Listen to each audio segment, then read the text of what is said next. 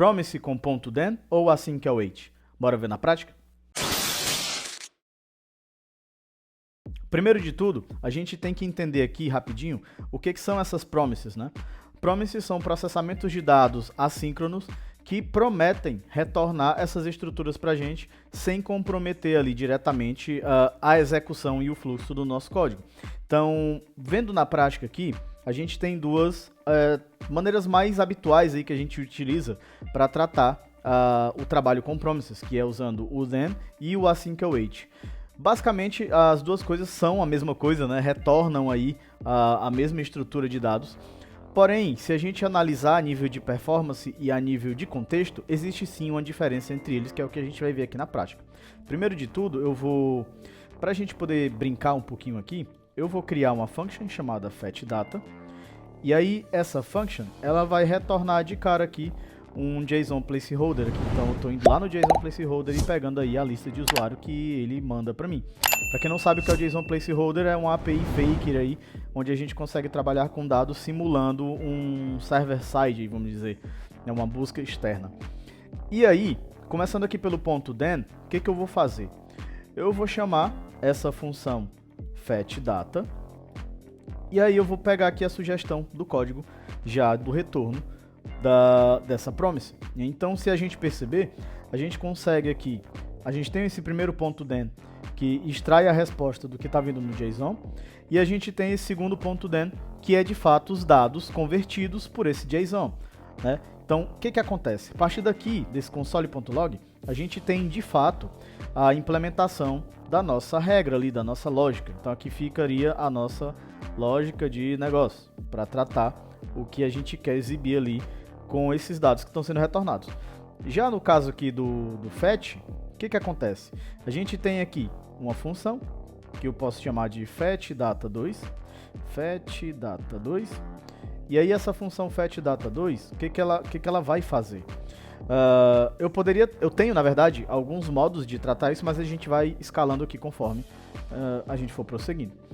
Eu tenho de cara aqui, eu posso criar uma const chamada response, e aí essa const ela vai retornar aqui, ela vai receber na verdade um await para o fetchData, então eu vou pedir para ele aguardar o fetchData ali, e aí se a gente perceber, o await ele está dando erro, isso porque eu preciso transformar essa função em assíncrona.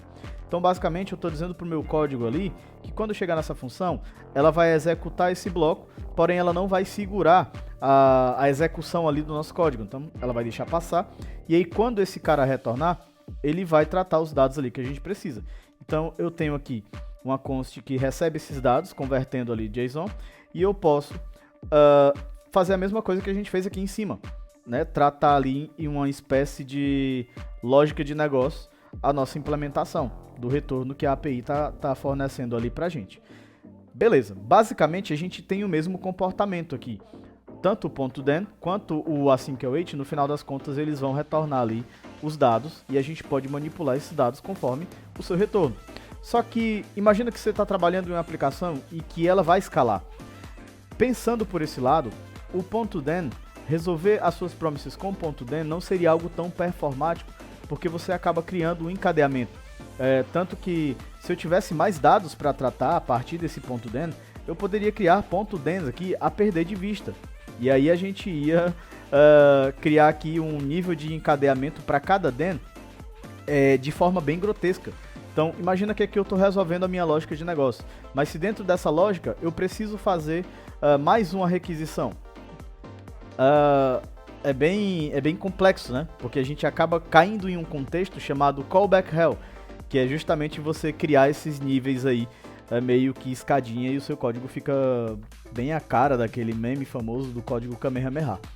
Já com o async-await, eu já não tenho esse problema, porque eu acabo criando contextos de execução de forma separada para cada requisição que eu precise fazer.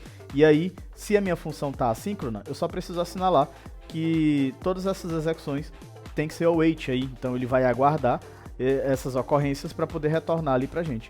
Um outro benefício de usar o async-await é porque a gente acaba escrevendo um código mais limpo, mais legível e mais conciso. Inclusive facilita a forma para tratamento de erros, porque se eu quisesse tratar o erro já aqui no then, eu usaria aqui a estrutura de catch e ele trataria ali os erros pra gente.